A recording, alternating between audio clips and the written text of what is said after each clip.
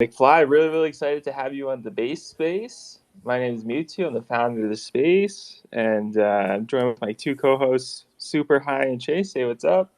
Hey, how are you? Hey, welcome to Base Space. Hey everyone, thanks for having me. Yeah, of course.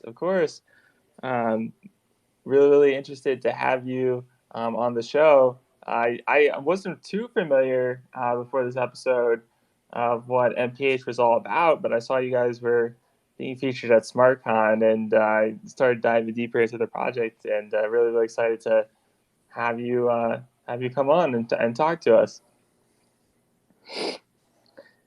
Yep, yeah, Um, really excited to present what we are cooking. A lot of news for the coming days, weeks. We are releasing a new version, improving all of that. So yeah, really exciting time. Hell yeah. For anyone new that I always have on the show, I always ask, like, how'd you originally get into crypto? Can you repeat that?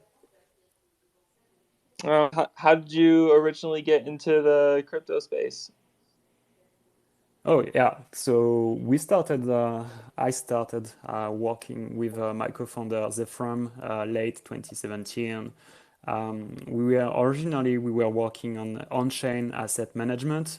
Basically, we were trying to build hedge fund on-chain, where there was investors, there was managers, and everything was permissionless. The name of the project was btoken.fund.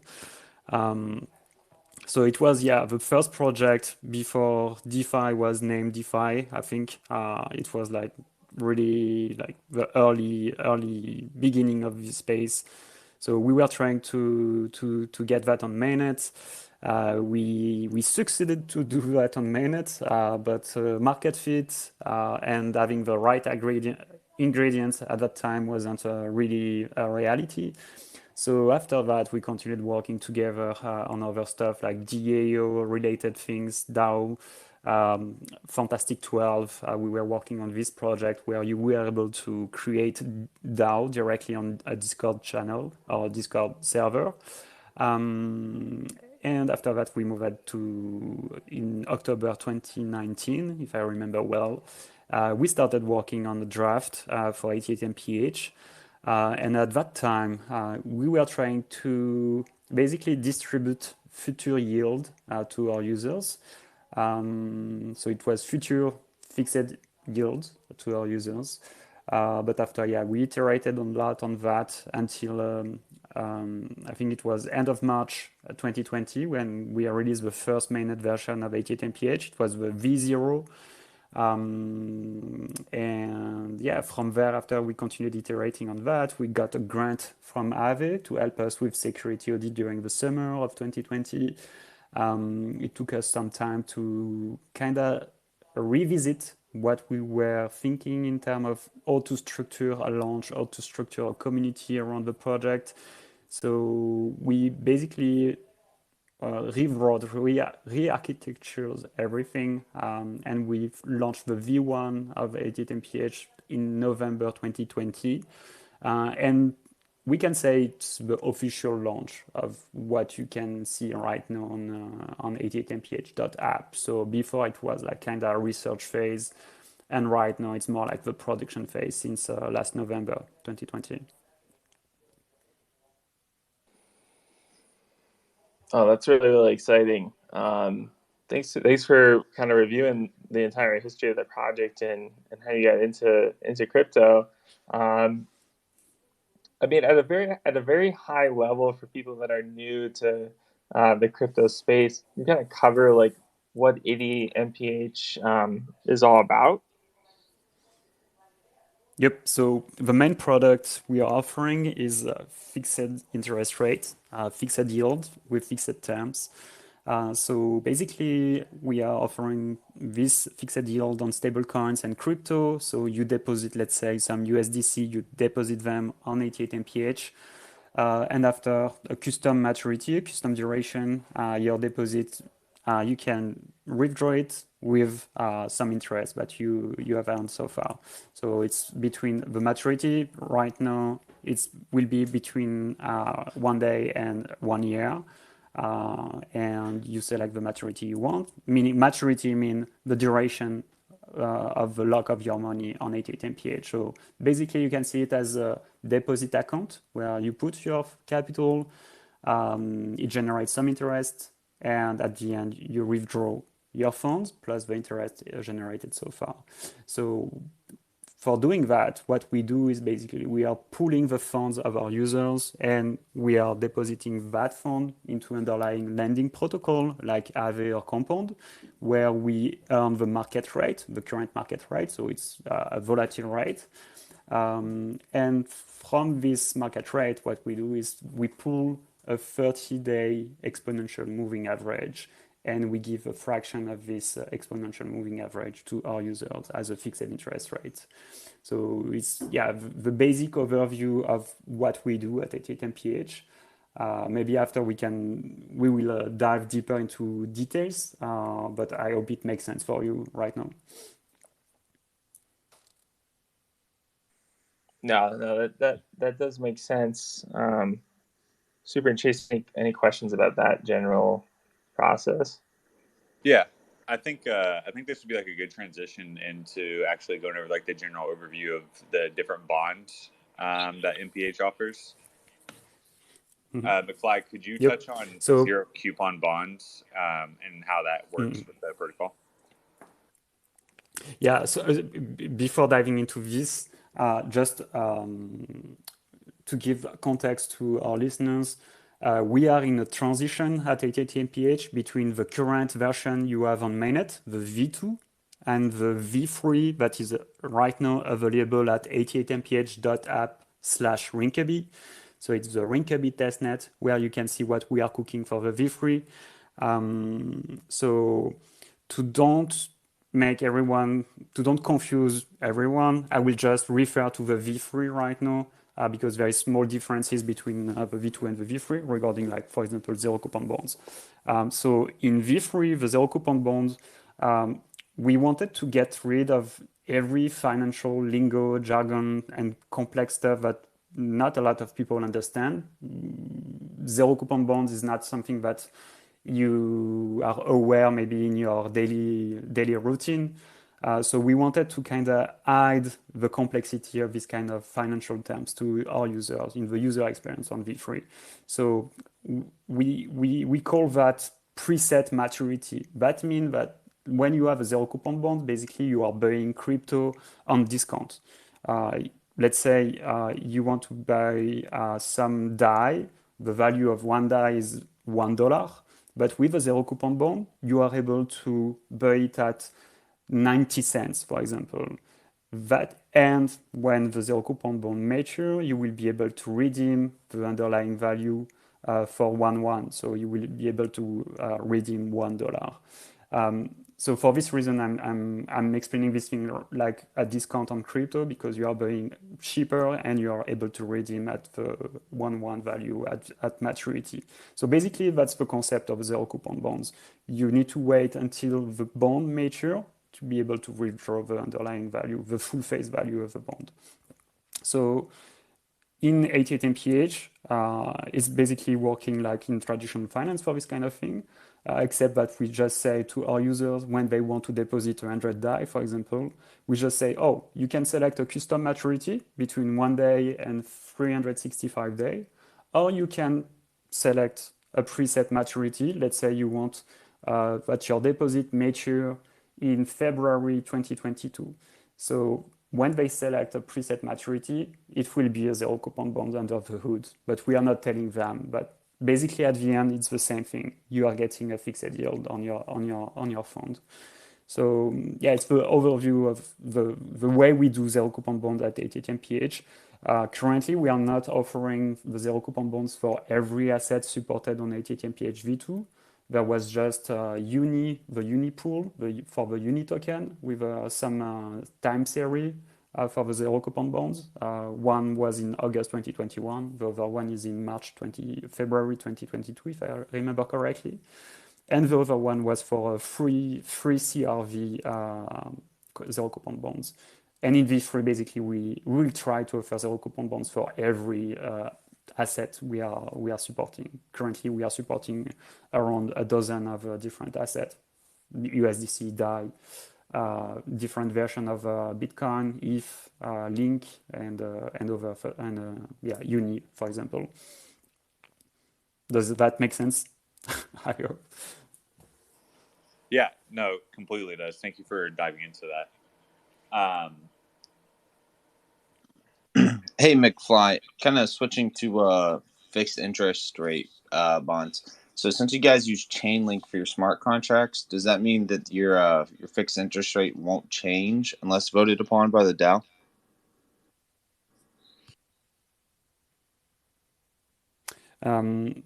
Correct me if I'm wrong. You are asking me. It was cutting. Sorry. You are asking me with the upcoming V3 if the way of doing the fixed interest rate stuff will change. That's it.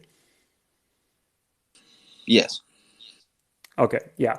So the only change we will have for the earlier release of V3 regarding the fixed interest rate will be the percentage of the 30-day exponential moving average we are offering to our end users. So right now on V2, we were offering 50% of the 30-day exponential moving average. We were able to pull from Compound or Aave. So let's say, for example, a quick example, the 30-day exponential moving right now on the DAI pool on Compound, it's 10%. So if you want to deposit on 88 MPH, you will get just half of that in fixed interest rate. So you will get 5% fixed interest rate on your DAI for whatever duration. It could be a deposit for 7 days. The maturity will be in 7 days, or the maturity will be in 1 year. In 1 year, it doesn't change anything.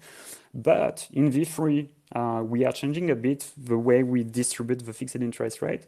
We are a bit more generous with people who select a maturity of, let's say, 7 days or 1 month. So for short-term maturity, we are more generous. We are distributing around 75% of a 30-day exponential moving average on whatever asset you deposit. But for long-term duration, for maturity, let's say of 1 year, we will offer just 25% of the 30-day exponential moving average. The reason why we are doing that is because we don't have any crystal ball and we can't really predict what will happen in 1 year in terms of market rate on Compound or Aave. It's highly unpredictable. So we are kind of like shaping the risk management we can have regarding solvency for each pool by being a bit more conservative for the long-term deposit. That doesn't mean that you can't play around this kind of new way of doing things. Let's say you can right now just deposit every 7 days and you just roll over your deposit. So that's also a novelty into 88 MPH V3. You will be able to top up the same deposit. You will be able to roll over your deposit. With the interest generated, you will be able to compound this interest on the rollover. So there is way to play around these kind of things. But at least for us, internally, it will be more comfortable for managing financial risk. Sweet, thank you. Could you also explain the 2 different types of de-risking mechanisms? Yep, sure. So we have like the first line, like we have different layer of de-risking what we are currently doing.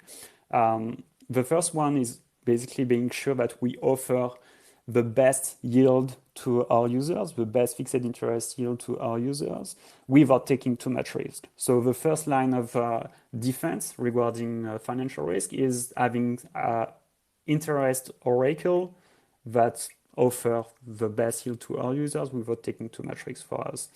So that means also that, let's say you are depositing for 7 days, some DAI on 88 MPH, you will get 75% of this 30-day exponential moving average.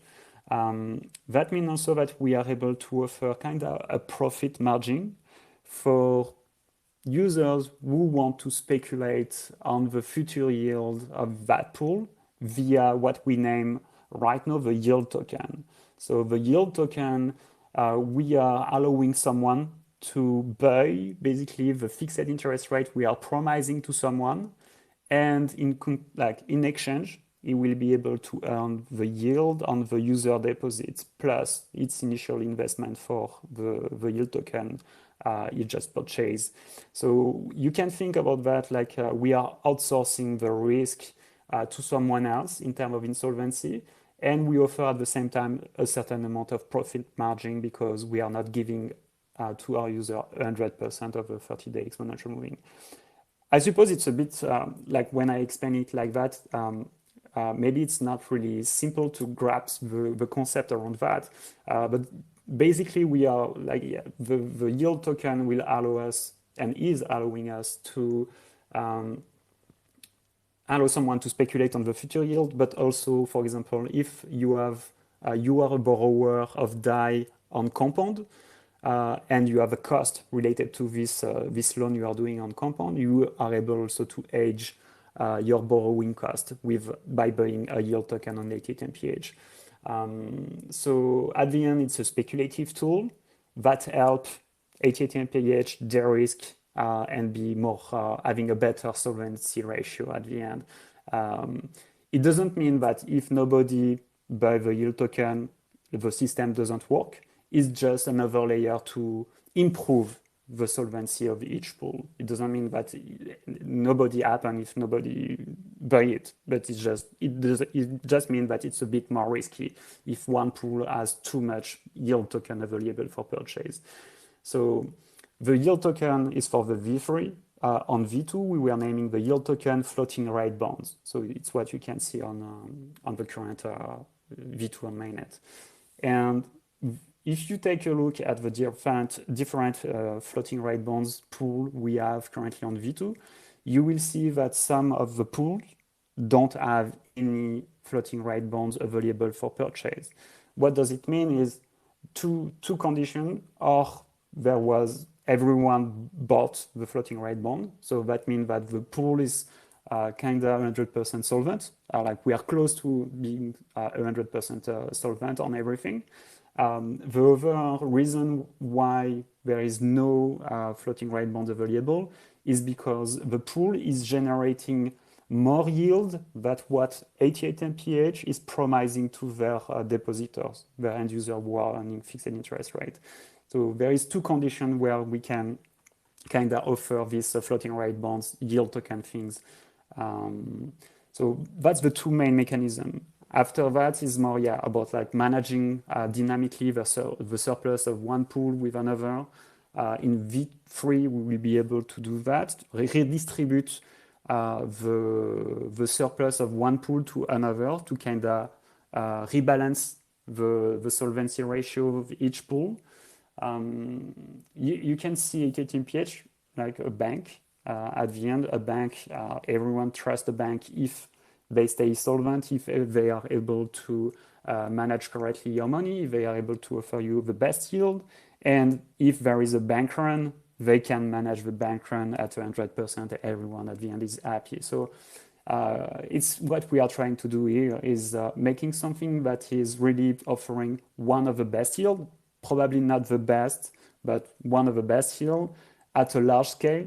You can deposit 100 million right now on 88 MPH. The system doesn't break. We are able to onboard this amount of money. So it's scalable, it's liquid, it's solvent, and it's profitable for everyone at the end because 88 MPH is offering 100% of the protocol revenue to the MPH stakers. But maybe I will stop here because I'm talking too much. So don't hesitate to stop me when I'm explaining that. No, you're good. I personally, it's kind of going over my head a little bit. So I like the long explanation because it helps me understand. But thank you for that in-depth analysis. And Chase, did you have a question? I saw you unmuted. I just want to hop in because I just wanted to kind of do a summary as well. Maybe I haven't had my coffee; it's a little too early, but I just want to make sure I'm understanding this McFly. So you kind of have several different relationships in total, but between fixed rate interest bonds and floating rate bonds, essentially a fixed rate interest bond is somebody who's a little bit more risk adverse and wants that same yield time after time that they can depend on, and that's one side of the pool. And the other side of the pool is the floating rate bond, which is a little bit more variable in the payout and interest that you'll receive or the return you'll receive. And so that's a little bit more for people who are a little bit more riskier, if you will, and willing to take a Yeah. gamble on the yield that they make. And between those two, that's how you can balance out the pools. Is that a fair summary? Yeah. Cool. Yeah, that makes a little bit more sense. So what happens if 88 MPH fails to de-risk the fixed interest rate bonds and become insolvent? So yeah, there is this thing where not everyone is maturing at the same time in each 88 MPH pool. So there is, like a bank, like there is always a rollover of, you want to withdraw right now, there is another one who want to withdraw in 1 month, there is another one who want to withdraw at one month later. So like the way 88 MPH is working, like hopefully since the launch in November 2020, we didn't have any of these kind of events where we have an impermanent insolvency. Currently, it will be always kind of like an impermanent insolvency if that thing happen. Like let's say there is, we are offering 5% on DAI right now, and for the next 5 years on compound, the floating rate for DAI will be, let's say, 1%. So we will be able to kind of flatten this kind of risk by offering with a 30-day exponential moving average. We will kind of slowly decrease the amount we are able to offer to everyone with onboarding after, like in 1 month, the month after, and also make the best of the floating rate bonds, this famous yield token on V3. It will be always with this profit margin. We are not offering the full amount of the 30-day exponential moving average. So there is always a buffer, if I can say like that, of security between what we are promising to our end users and what the yield token is able to harvest in terms of profitability when they are financing this system deficit in 88 MPH. So it's kind of like sometimes if, let's say, the worst case scenario, there is an insolvency event in one pool, that means that for some time the user won't be able to withdraw his full amount for some reason. For example, the floating rate on compound is really low for too much time. What happens is you just need to wait a bit more to have the pooled fund generating a bit more interest to be able to withdraw your money after that. But, this is something where, except if there is a bank run and 100% of the user want to withdraw their fund, maybe there will be a risk of a permanent insolvency in that case.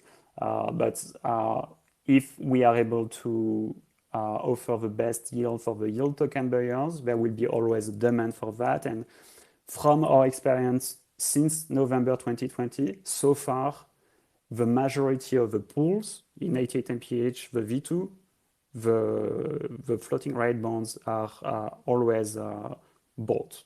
So there is always someone who is taking the risk with us regarding to kind of speculate on the future yield and at the same time protecting, de-risking everyone in the community. So if you are like seeing it on V2 right now, you will see that the majority of the pool have no floating rate bonds available for purchase. So with the yield token on V3, we are doing a better job at offering a better user experience for everyone. They are fungible on V3, is not the case on V2. You are able to buy just a fraction of the floating rate bond on V3. On V2, it wasn't possible. So we are trying to make everything more liquid everything more fungible because we are using ERC 1155 for the yield token on V3.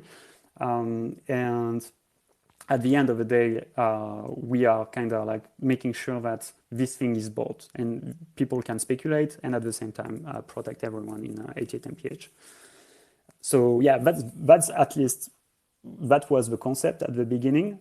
And from what we see in reality, this kind of thing is working. So I will say, as far as we are able to offer a certain profit margin at the beginning when someone buys the yield token, it will be always kind of attractive for them.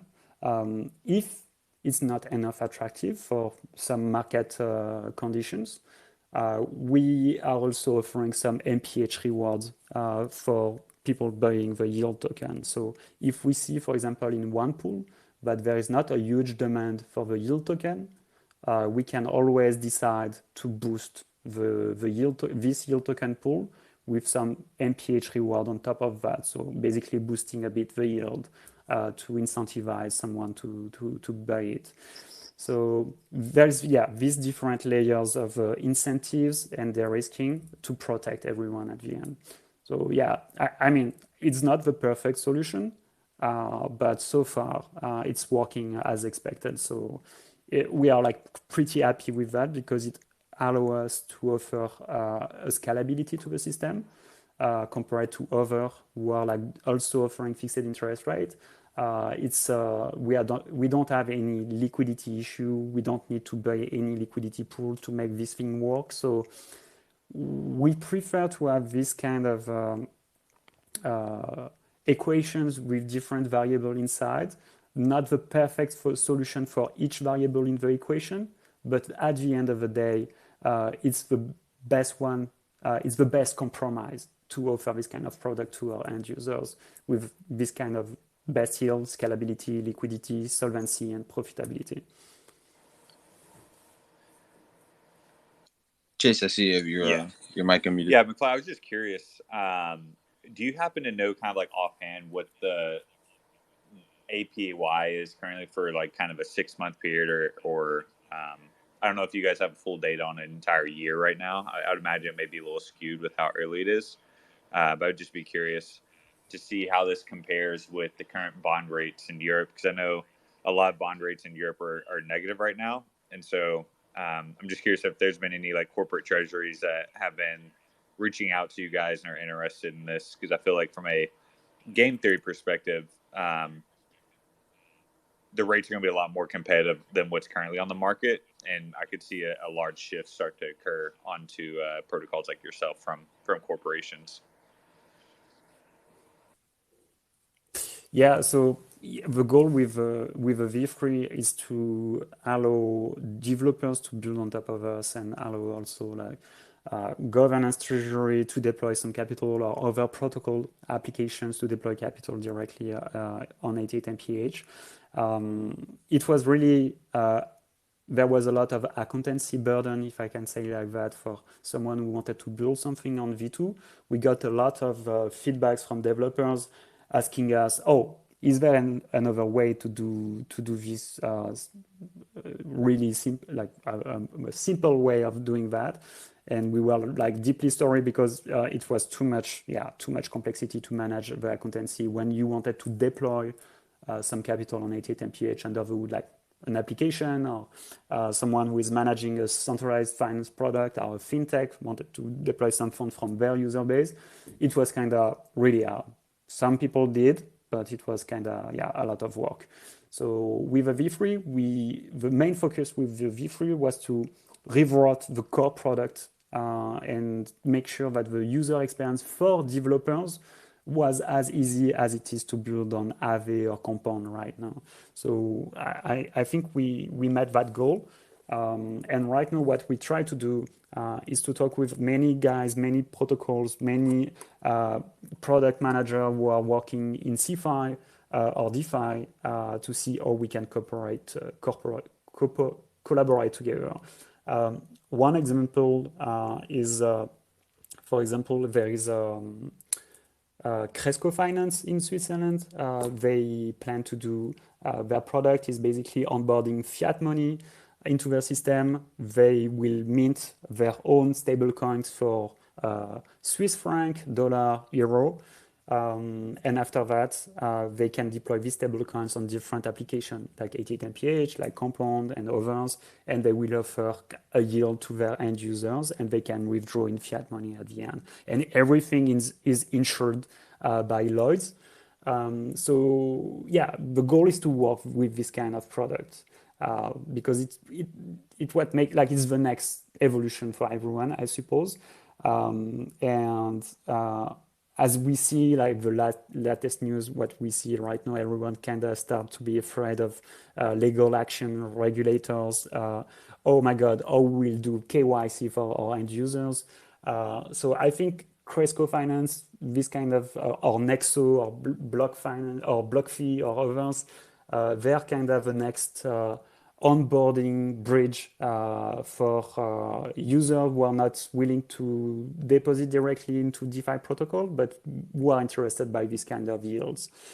We will see. I think it will take a bit of time, maybe like 1 or 2 years, but we will get there. And I suppose a lot of guys are building things. Like there is, for example, Monolith, who are like offering a credit card where you can spend your crypto.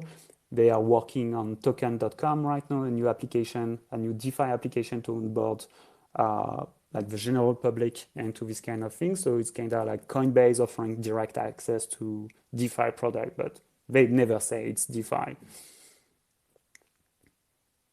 So yeah, definitely the goal to plug with this kind of thing.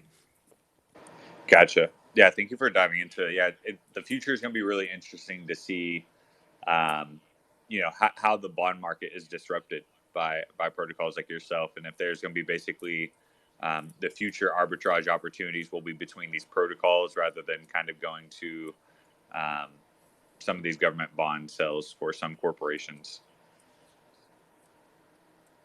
Yeah, definitely, and there will be, of course. I was just answering you, just talking about general public, but I'm incorporating into that, like, of course, like B2B clients, and basically everyone would just need legal onboarding into this kind of new product. So they need KYC, they need insurance.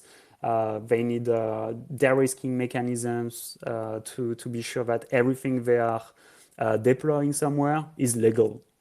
So they need that. They can do they can do it another way. So yeah, it's really important to work on that. But we won't work directly on that kind of issue. I think like it's probably better to work in collaboration with someone else who has like the proper license to do that. For example, Cresco, they have a banking license in Switzerland, so they are able to do that fully legally.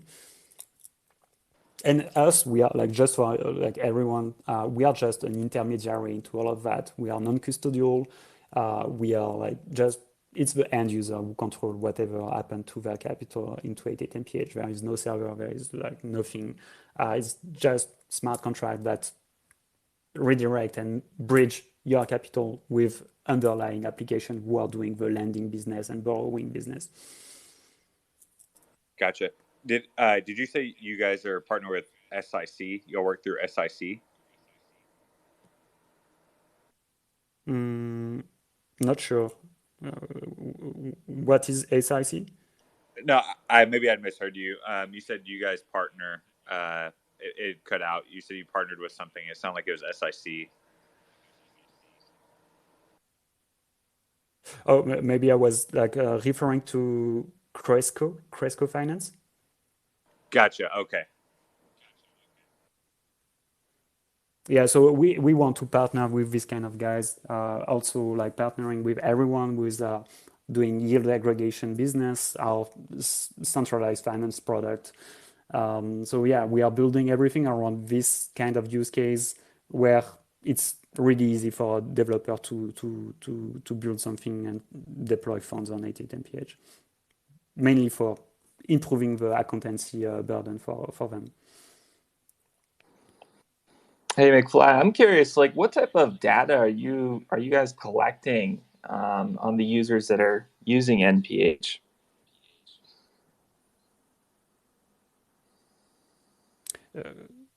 what kind of data we are collecting on the users of 88 MPH?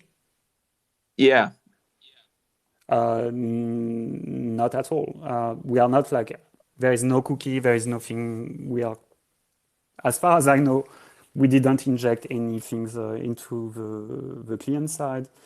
We are not using any analytics tools. Yeah, everything is fully on chain, so we don't really need like after like there is some June analytics stuff or yeah, stuff like that, but it's all fully pseudo anonymous.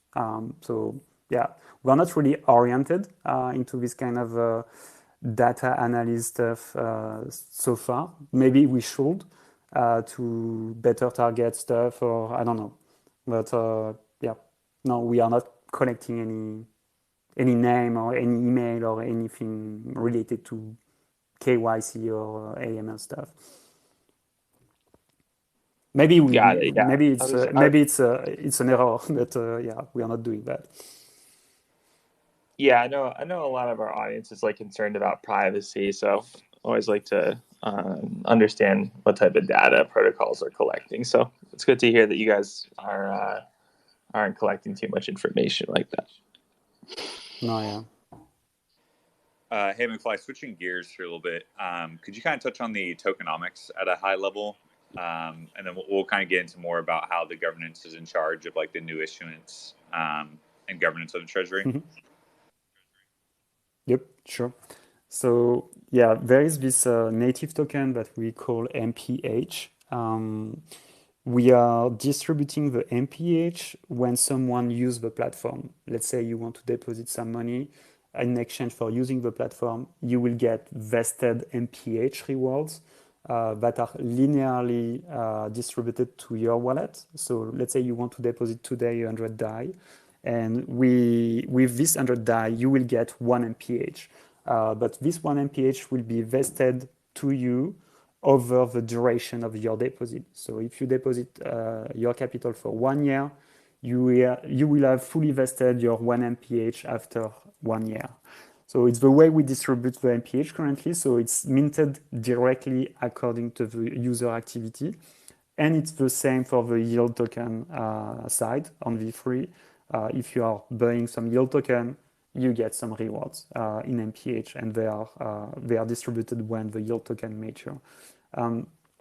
So what you can do with MPH, the first thing, it's kind of a vehicle for socializing the protocol revenue.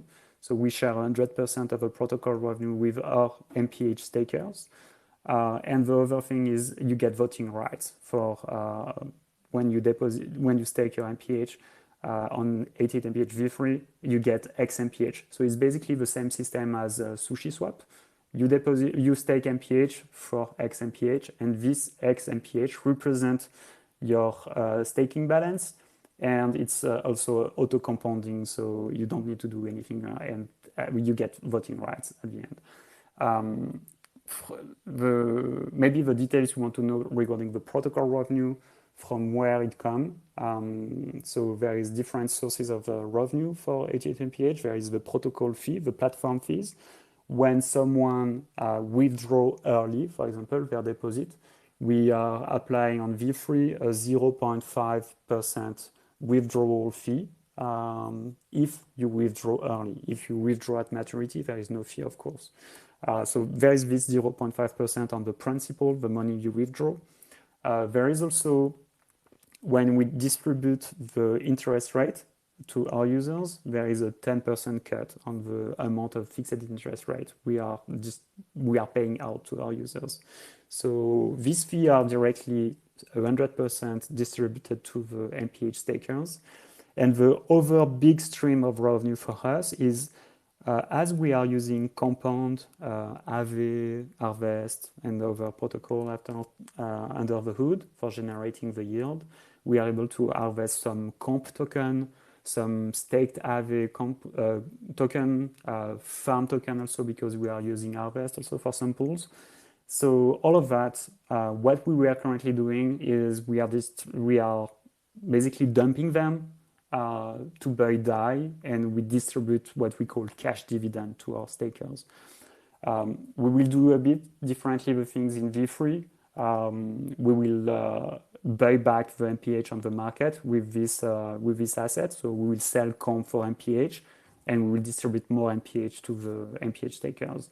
But right now in the community, there is this kind of discussion regarding meta governance.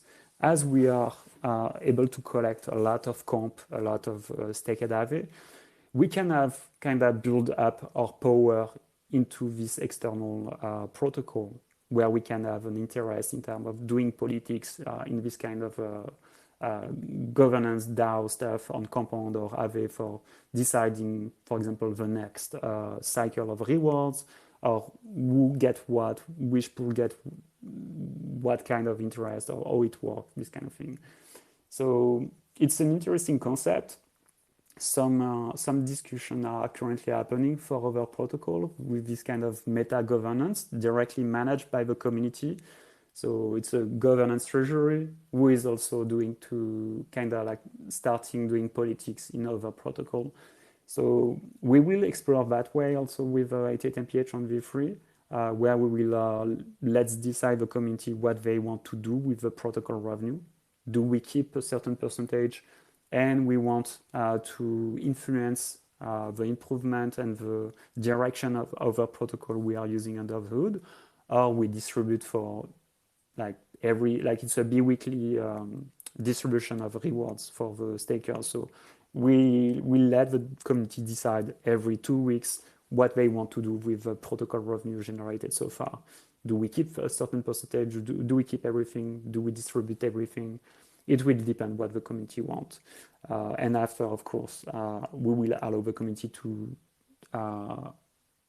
snapshot what we need to vote on compound, for example. If we have some comp, it will be something really interesting to make the governance more dynamic into 88 MPH. And we have a progressive view on the decentralization of the protocol. Currently, the insurance rate of newly minted MPH is controlled by the core team, but it's this kind of parameter, system parameter, we want to hand over to the governance. But yeah, we wanted to stabilize a bit the protocol before handing over this kind of system parameter to the community and making sure that the token distribution is kind of fairly distributed between everyone. Kind of like right now, it's close to being the case. In terms of token holders, we have probably around 5,000 token holders. So it's a bit more distributed, but at the beginning, yeah. So the goal is to progressively, decentralize this kind of system parameter to the community. Currently, what we are just doing some proposal to improve stuff or changes between the V2 and the V3. People signal what they want, and maybe it's a naive way of doing governance, but it's probably what makes us flexible in terms of implement.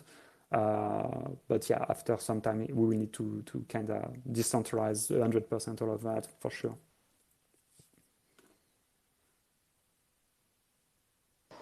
That's awesome. Thank you for diving into that. And last point on this, because I know we have a few more topics to get into. I want to be mindful of your time.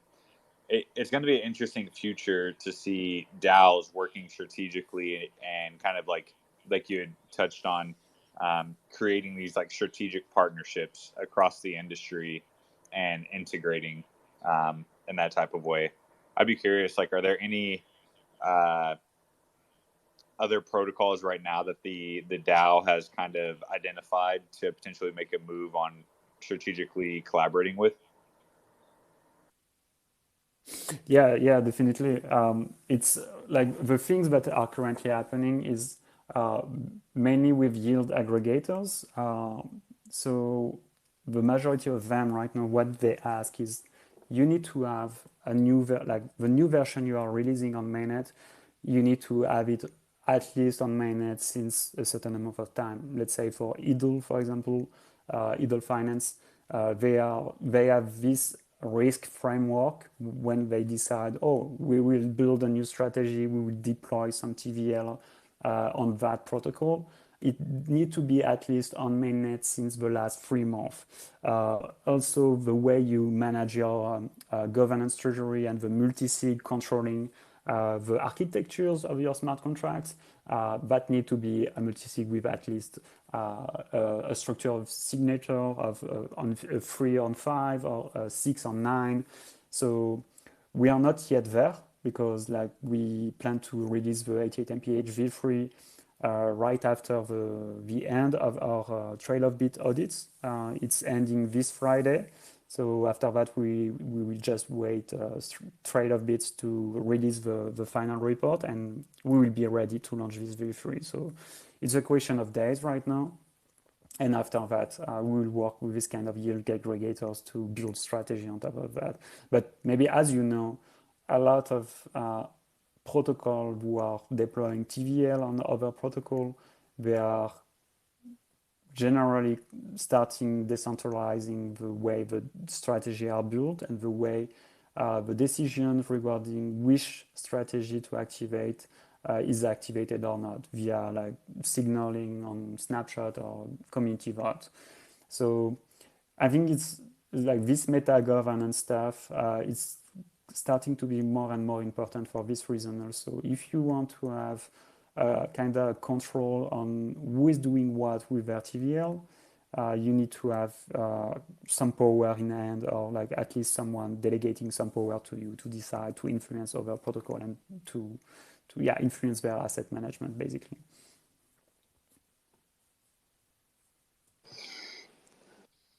McFly, when it comes to submitting new proposals and ideas to the DAO, what does that process look like for users of MPH? Yeah, good question.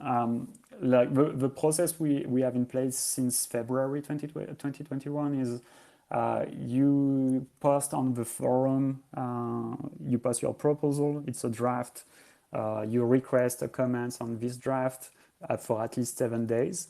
And after that, if everyone is happy with the draft, we move along and we post that proposal on Snapshot, and users are able to vote with their MPH on the Snapshot on the proposal.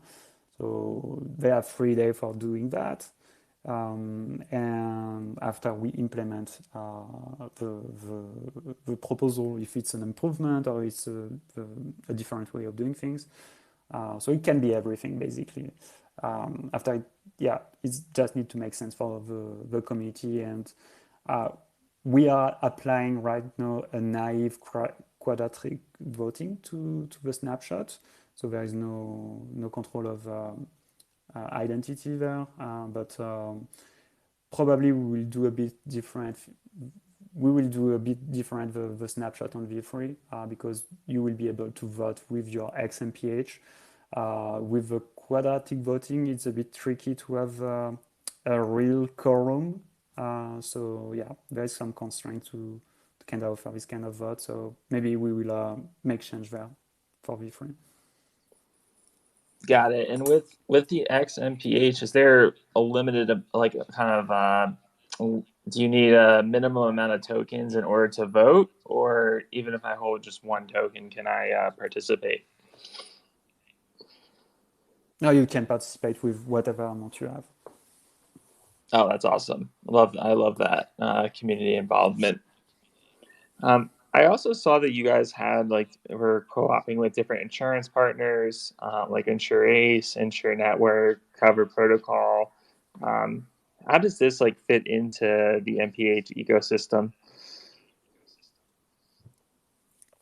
Yeah, so we are offering this kind of coverage to our users, but it's the users who are purchasing the coverage for smart contract risk on their behalf.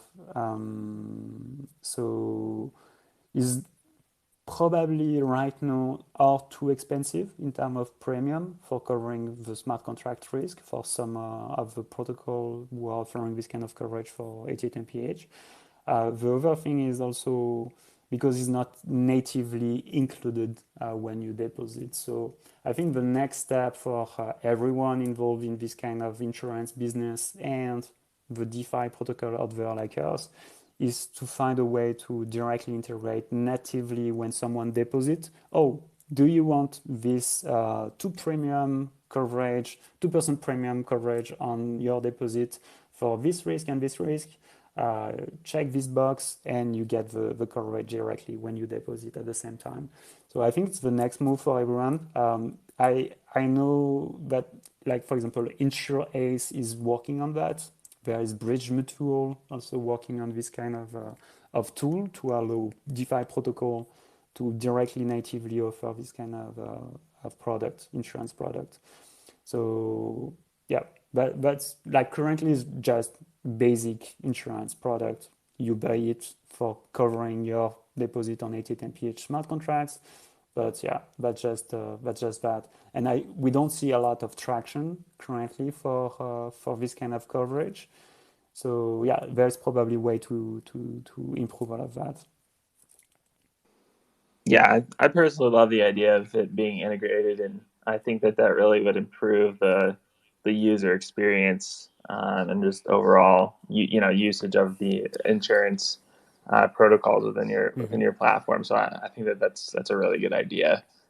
Yeah, the other thing you can, like, we want to work also on a way for 88 MPH to directly have some reserve for covering bad stuff happening.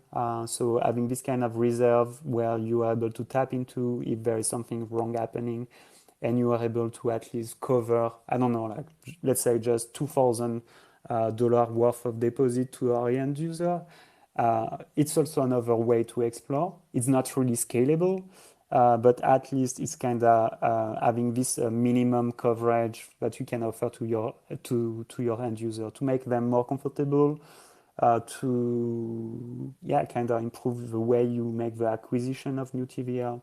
There is a way to work around, and it's a bit like the story of the early beginning of banks at the early 20th century, or like the end of the 19th century, when there was like a crazy boom in terms of banks, especially in the US, where everyone was trying to offer the best trusted bank possible, but there wasn't like any federal insurance for your deposit.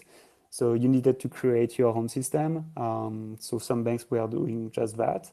So maybe it's also a way for DeFi to develop as the bank in the early 20th century, also like trying to make like an in-house loss reserve or an in-house insurance product. Yeah, I think that's a pretty based idea, because a lot of new users are probably concerned around the safety of their assets and what they're loaning out. So, and they might be really skeptical to onboard into DeFi. So if we can break that barrier and provide another layer of trust, we could probably start onboarding a whole new set of users just generally into the ecosystem. So I think that's awesome. Yeah. Yeah, and you already see it with protocol who are making wall their users, even if there is a hack. If you have a governance treasury who is like really huge, you can have, basically it's already happening, but nobody is really saying that, oh, it's an insurance. We just make wall our users, or we find a way to make wall our users. There was a Rari Capital who did that a few weeks ago. Today there is Popsicle who have some issue with their tools. So probably they will figure out something coming from the governance treasury or the dev fund or other way to kind of use the capital, the capital available in the protocol to make wall their users. Yeah, no, 100%. Kind of switching gears a little bit here. I saw that you guys had performed multiple audits with MPH, including auditors like QuantStamp. Can you kind of talk to us about like the auditing process and what that was like? Yep. So yeah, we got different experience with yeah, we were working with Constant, Certic, Peck Shield, and I don't remember others, but the current way we are seeing this kind of help, external help, we prefer to go with just the top tier. Right now, we are working with trade-off bits, for example. I'm not saying that it's not a good idea to work with Quantstamp or PeckShield or others. But I think everyone is working differently, and you see different way of managing, assessing the risk, assessing your code, and helping you build a better way of developing your product. So right now we are working with trade-off bits. We see a lot of difference the way they handle their workflow. We are pretty happy with that, and that's cool. Another thing where we are really excited is platform of auditors, like the one you can have with code 423 and 4. It's a community of auditor where you post a security bounty. You have a project manager assigned for this bounty, and is managing everyone who is submitting some reports of issue and trying to classify, categorize the issue found. Oh, that one is critical, that one is high, this one is medium, this one is low. And you discuss with the auditor. So you have a lot of different pair of eyes looking at your code, and not just one auditor that you pay super, like, yeah, a big number of money to just have one auditor for 1 or 2 weeks. So when you use this kind of platform, you will have, let's say, 5 or 6 or 10% looking at your code with different way of seeing some hole in your codes, or different point of view basically on what you are doing. And also one of the most important things for us right now in terms of security management is having Immunify. Immunify is a platform that allows you to post security bounty also. Currently, we have one for the Rinkaby, the V3 Rinkaby. We have a specific one where we are offering up to $100,000 worth of bounty for someone submitting a critical issue on the 88 MPH V3 smart contract. So it was also an help for us to improve the code on 88 MPH v3 alongside the audits. I'm not saying that you don't need to do any more audits, but you need to have a broader approach regarding security, or you handle that internally, of course, but working with auditors and working with external independent security experts who are just like, they want to help you for some days and after they do something else. So it's kind of the kind of things that will be the next evolution for us in terms of security management.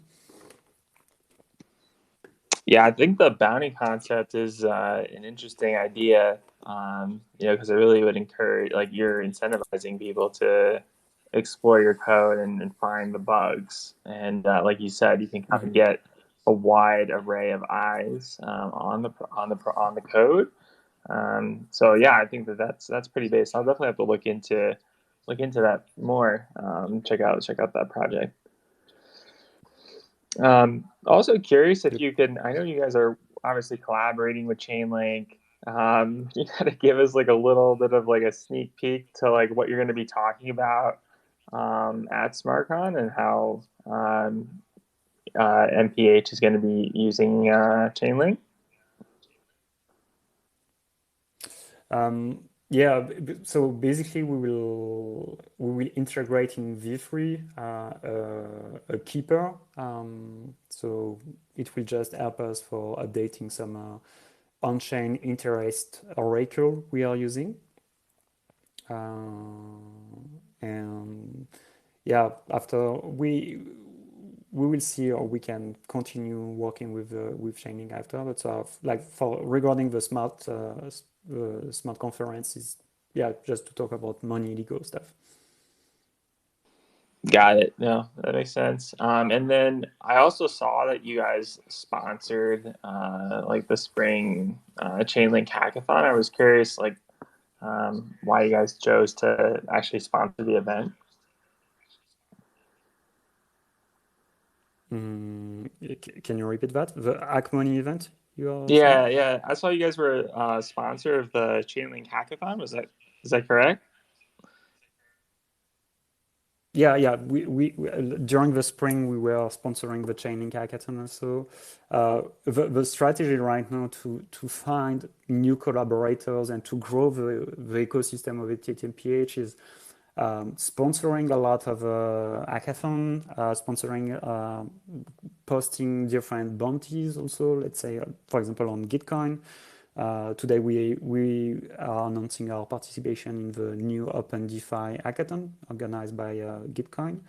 And we will work during the fall and the winter for other if global hackathon. And also, yeah, I think it's important to be at some events where there is developers, but also, yeah, partners. Like we were at FCC, we were a sponsor at FCC. So we met a lot of guys there. We will try to be in Lisbon also. If this thing happen in October, it will be awesome. It's September or October, I don't remember.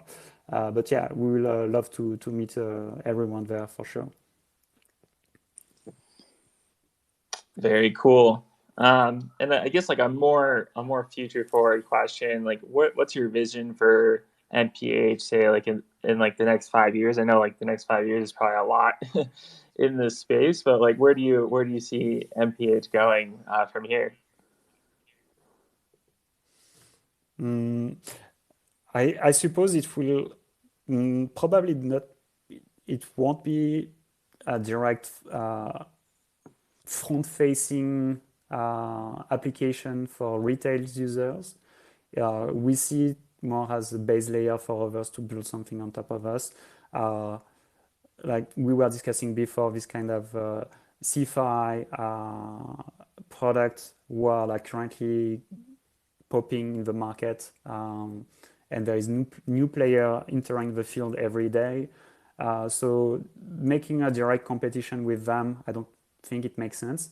But being a tool for them and offering the best developer experience for them, I think it's the way to go after that. And just being like, yeah, I don't like this name, but like a DeFi primitive, like a base layer for others to build on top.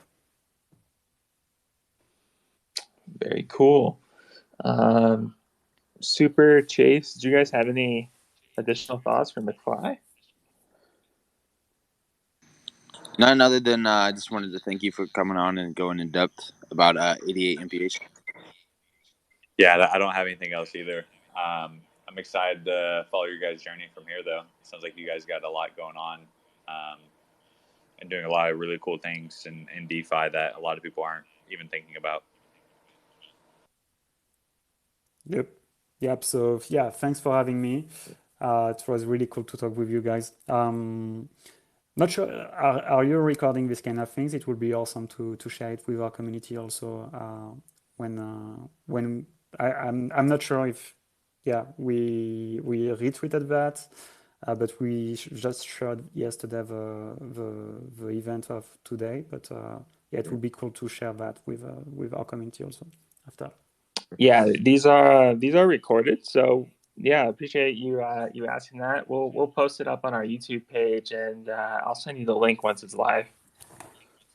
Awesome, cool, perfect. So yeah, thanks for your time, everyone. Really cool. Really appreciate, and yeah, looking forward for next launch, next live if you want to have us again when we'll be live with a V3. It would be a pleasure. Yeah, that would be awesome. Thank you again, Mcfly. Yeah, thank you so much, Mcfly. Stay based. Thanks, everyone. Bye-bye. Bye. Thanks, guys.